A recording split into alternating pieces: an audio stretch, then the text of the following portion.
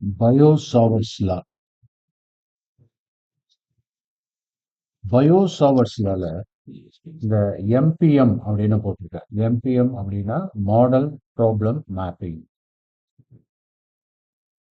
பிசிக்ஸ்ல எந்த ஒரு பிரின்சிபல் இல்லாட்டினா லா இல்லாட்டினா ஃபார்முலா அப்படின்னு எடுத்துட்டா அதை பேஸ் பண்ணி என்னென்ன டைப் ஆஃப் ப்ராப்ளம்ஸ் கேட்பாங்கன்றது ஒரு ஐடியா பண்ணி அதை ஒரு மைண்ட் மேப் மாதிரி போட்டு வச்சுக்கிட்டோம்னா அது பேர் தான் மாடல் ப்ராப்ளம் மேப்பிங் அப்படின்னு சொல்லுது. இப்போ பயோ-சாவர்ட்ஸ் லா அப்படின்னு எடுத்துட்டா இதனுடைய மெயினான ஈக்குவேஷன் என்ன அப்படிங்கிறத நம்ம தெரிஞ்சு வச்சுக்கணும்.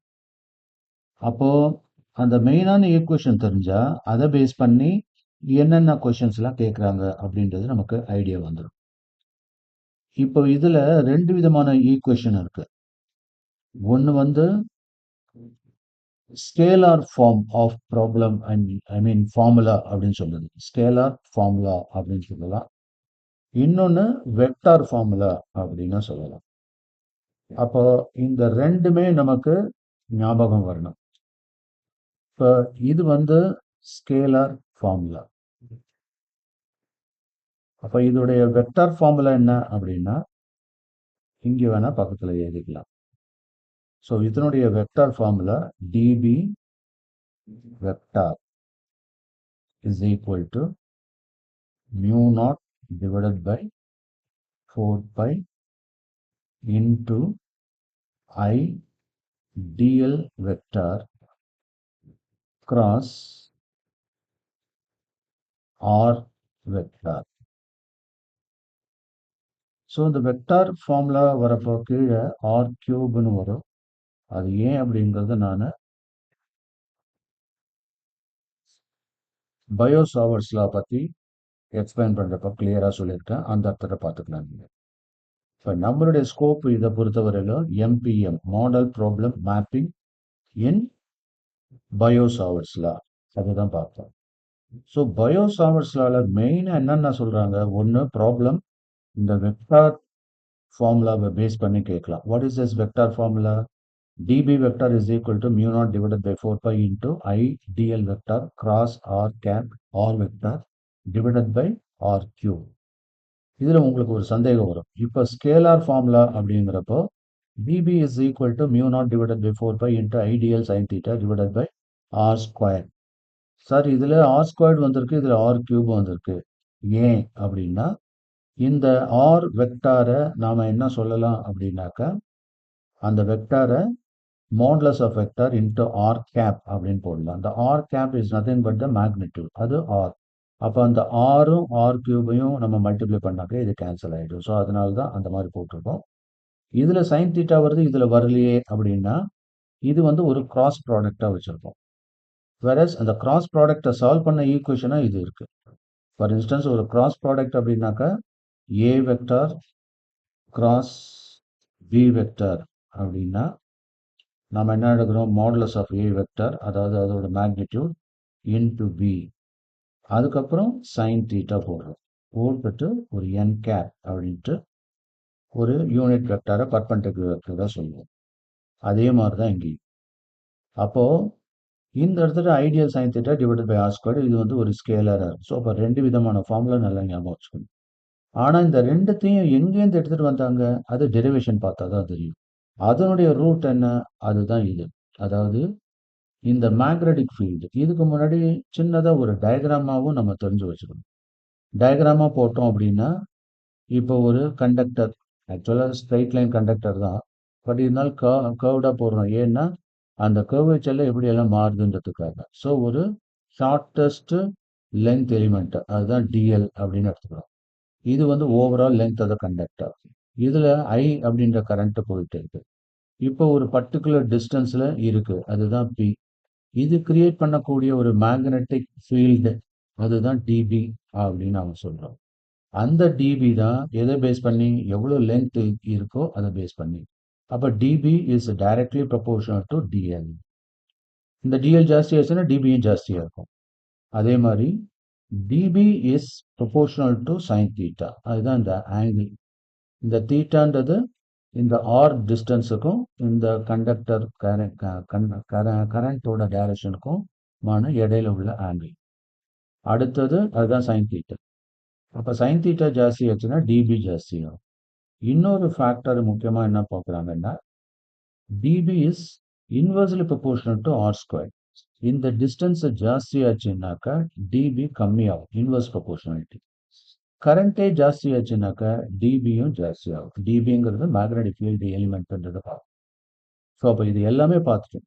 அப்போ இந்த ப்ரொபோர்ஷனாலிட்டியை பேஸ் பண்ணியும் கொஸ்டின் கேட்கலாம். அப்போ இதை ரேஷியோவை போடணும்.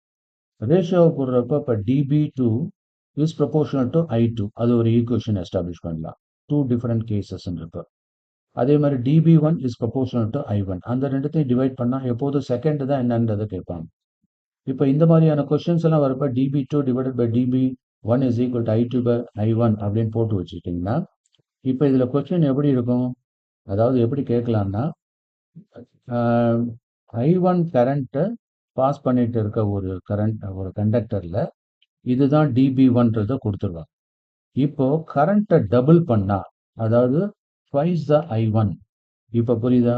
அப்போ அந்த இடத்துல I2க்கு பதிலாக நம்ம ட்வைஸ் த I1 போட்டோம்னா what could be the dB2, அதை செகண்டாக வரக்கூடிய மேக்னெட்டிக் ஃபீல்டு எவ்வளோ அப்படின்றது தான் அங்கே கேட்குறாங்க. அதே மாதிரி தான் எல்லா இடத்துலையும் நம்ம. ஸோ அப்போ எல்லா இடத்துலையும் நம்ம ஒரு ரேஷியோ செட் பண்ணிக்கலாம் இந்த மாதிரி. ஸோ அப்போ dB is directly proportional to டிஎல்னா உடனே dB2 divided by dB1 is equal to dL2 divided by dL1. Two different கேசஸ்க்கு போட்டு இந்த மாதிரி போட்டு வச்சுட்டா இந்த 1 மார்க் 2 மார்க்ஸ் கொஸ்டின்ஸ் எல்லாம் ஈஸியாக அதில் க்ராக் பண்ணிட்டு போயிட்டே இருக்கலாம். அடுத்தது இப்போ ரெண்டு ப்ரொபோர்ஷனாலிட்டி எப்பெல்லாம் ரிமூவ் ஆகும்? அதை ரேஷியோவாக கன்வெர்ட் பண்ணுறப்போ ரிமூவ் ஆகும். அப்படி இல்லாட்டினா ஒரு கான்ஸ்டன்ட்டை இன்ட்ரடியூஸ் பண்ணுறப்போ ரிமூவ் ஆகும்.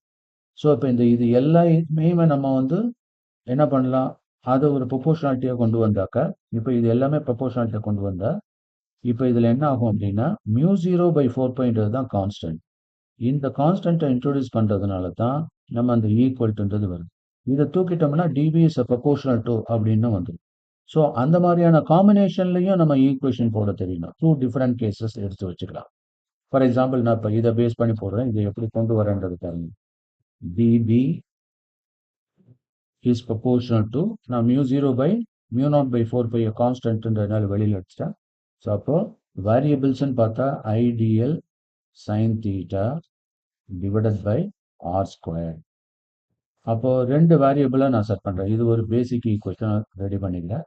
இப்போ இதில் என்ன பண்ணுறேன்னா கேஸ் 1ன்னு போட்டு dB1 is proportional to I1 dL1 sine theta எல்லாமே வேரியபிளாக வச்சு போடுறேன் டிவைடட் பை R1 ஸ்கொயர்.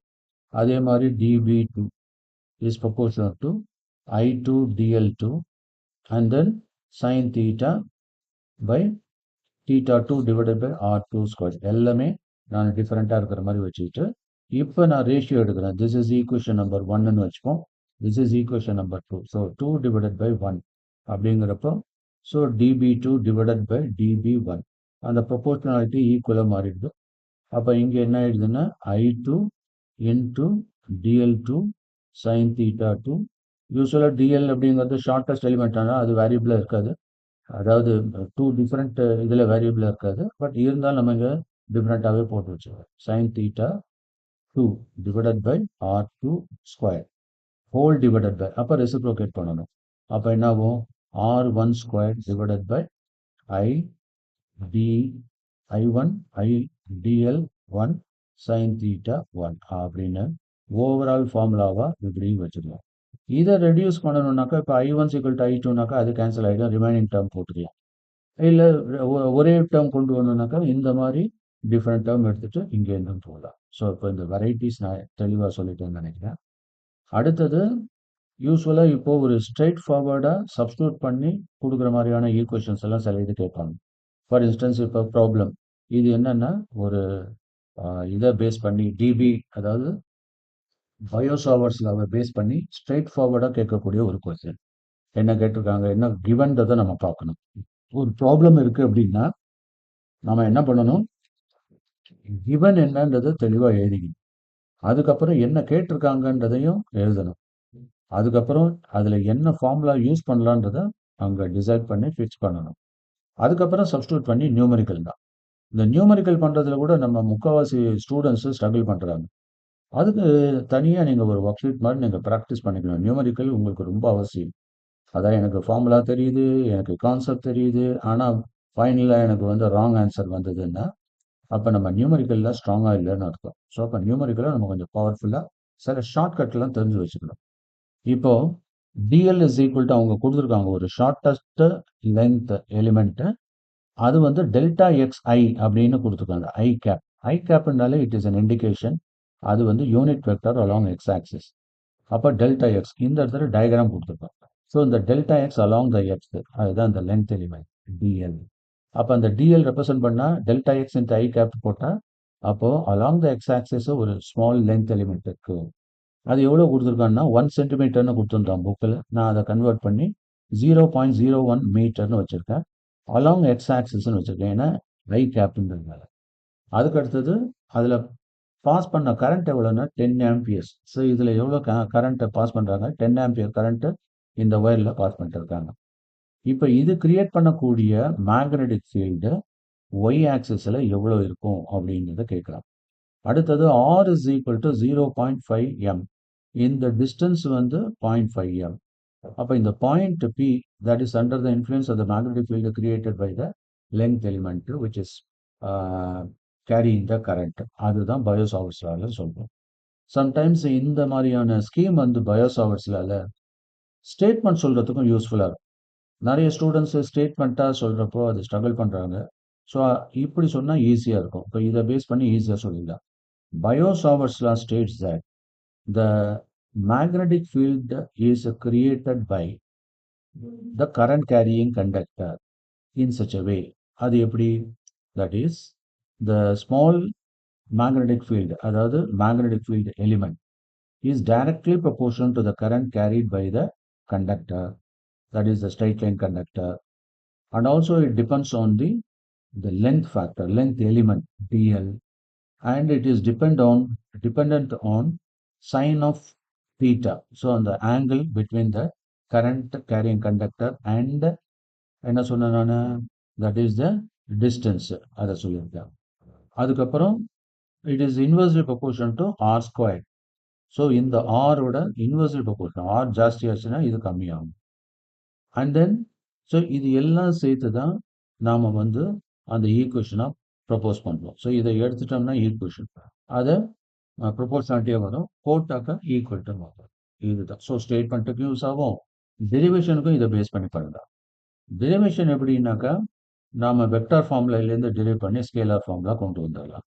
இதுக்கு முன்னாடி உங்களுக்கு இதில் நல்லா தெரிஞ்சிருக்கணும் என்ன அப்படின்னா இந்த கிராஸ் ப்ராடக்ட் பற்றிய ஒரு அறிவு உங்களுக்கு இருக்கணும். அதாவது கிராஸ் ப்ராடக்ட்ல இப்போ XY Z கோஆர்டினேட்ஸை போட்டோம் அப்படின்னா அந்த எக்ஸ் ஆக்சஸில் டுவர்ட்ஸ் எக்ஸ் ஆக்சஸ் அதில் வர யூனிட் வெக்டாரை ஐ கேப் அப்படின்னு சொல்லுவோம். தென் ஒய் ஆக்சஸில் போகிறது ஜே கேப், அதே மாதிரி k cap for z axis. இப்போ இதில் ஃபண்டமெண்டலாக கிராஸ் ப்ராடக்ட்ல என்ன சொல்கிறாங்கன்னா i cap cross j crop cap கேப்னாக்கா இந்த இடத்துல யூனிட் வெக்டார்னு அர்த்தம். அப்போ i cap cross j cap அப்படின்றது கேயை கொடுக்கும். புரியுதுங்களா? ஸோ அதே மாதிரி ஜே கிராஸ் கே கேப் அப்படிங்கிறது ஐ கொடுக்கும். அப்படி மாற்றி மாற்றி இதை நம்ம யூஸ்வலாக எப்படி வச்சுப்பாங்கன்னா ஐலேருந்து ஜே, ஐயும் ஜேயும் சேர்ந்தா அது வந்து கேயை கொடுக்கும். இப்படி வச்சுக்கலாம் நம்ம, அப்படி ரவுண்டாக வச்சுக்கலாம். ஓகேவா? ஸோ ஐயும் ஜேயும்னா கே, ஜேயும் கேயும்னாக்கா ஐ, கேயும் ஐயும்னாக்கா ஜே. அந்த மாதிரி கிராஸ் ப்ராடக்ட் வருது. அப்படி ஞாபகம் வச்சுக்கணும். ஸோ அப்படி வரப்போ இந்த இடத்துல நாம இந்த டிஎல்ன்றது எந்த டைரக்ஷன்ல இருக்கு? அது ஐ கேப், அதாவது எக்ஸ் ஆக்சஸ்ல இருக்கு. அதனால தான் நான் ஐ கேப் போட்டிருக்கேன். அடுத்தது ஆர் அப்படிங்கிறது எப்படி இருக்கு? இந்த டைரக்ஷன்ல இருக்கு. அது ஜே டைரக்ஷன்ல இருக்கு. அப்போ நான் மேக்னெட்டிக் ஃபீல்டு எந்த டைரக்ஷன்ல இருக்கணும்? அது கே டைரக்ஷன்ல இருக்கணும். அதை பேஸ் பண்ணி தான் இங்கே போட்டிருக்கோம். ஸோ அப்போ dB acts on Z direction. இது வந்து டைரக்ஷனை பேஸ் பண்ணி. அதுக்கு அடுத்தது ஃபார்முலாவில் இங்கே இன்புட்லாம் கொடுத்துருக்காங்க. இந்த ஃபார்முலாவை அப்படியே அப்ளை பண்ண வேண்டியது, சப்ஸ்டியூட் பண்ண வேண்டியது.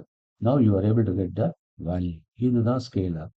அது வெக்டாராக சொல்கிறப்போ இந்த மாதிரி ஒரு டைரக்ஷன் ஓரியன்டாக சொல்லும். ஓகேவா? ஸோ இதுதான் பயோசாவர்ட்ஸ் லாவை பேஸ் பண்ணி வரக்கூடிய ஒரு மாடல் ப்ராப்ளம் மேப்பிங்னு சொல்றது.